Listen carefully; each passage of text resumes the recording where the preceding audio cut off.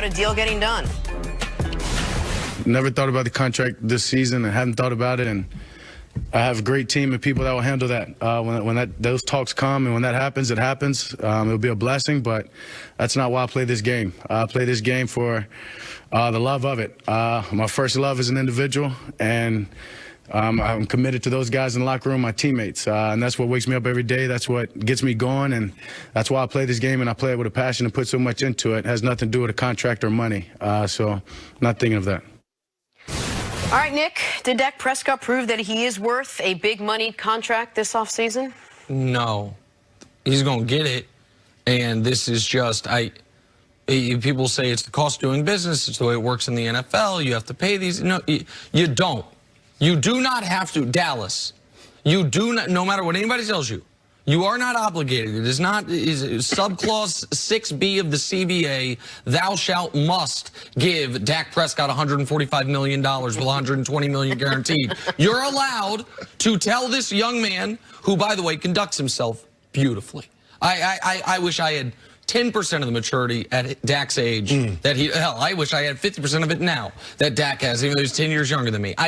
He conducts himself flawlessly. He has been a wonderful face of the franchise. He has been, in a league where you don't always get this, a really stellar citizen and leader. And I don't want to take anything away from him. But it's business. And you're allowed to say to Dak Prescott, here's our offer. We're going to offer you 5 years, $125 million. That's $25 million a year, and we will guarantee $75 million of it. You will never have to worry about money again. You will be set forever. We can continue on the track we're on.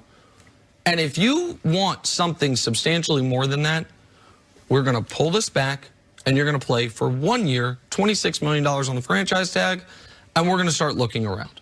And you can mix metaphors, check Dak's oil, so to speak, as you would say. Like, so see how he really feels about playing another prove-it year after he played this prove-it year. Because nobody said when Seattle gave Russell Wilson his $35 million a year, don't know if they should do it because we know he's great. Nobody said it about Aaron Rodgers because we know he's great. I don't think even many people said it about Carson Wentz, even though he wasn't fully proven. The guys who we question it when they get it are the guys who you know shouldn't get it.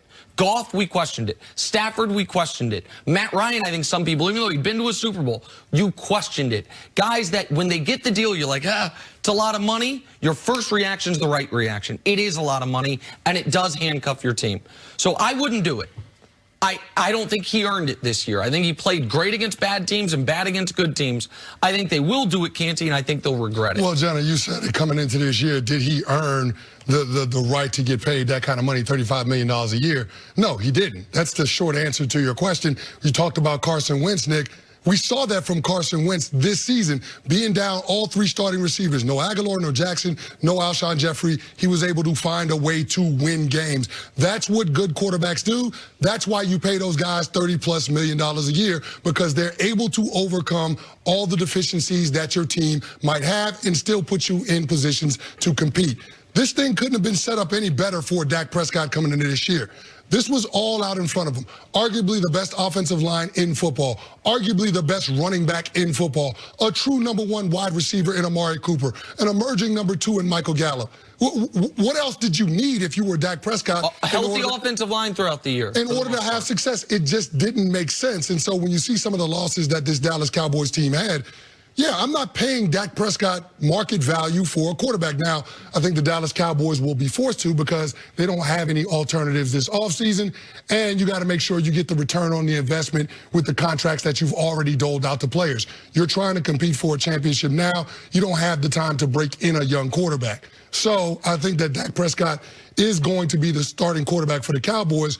But I don't have confidence that they're going to get a long-term deal worked out just because these two sides are so far away in terms of the compensation.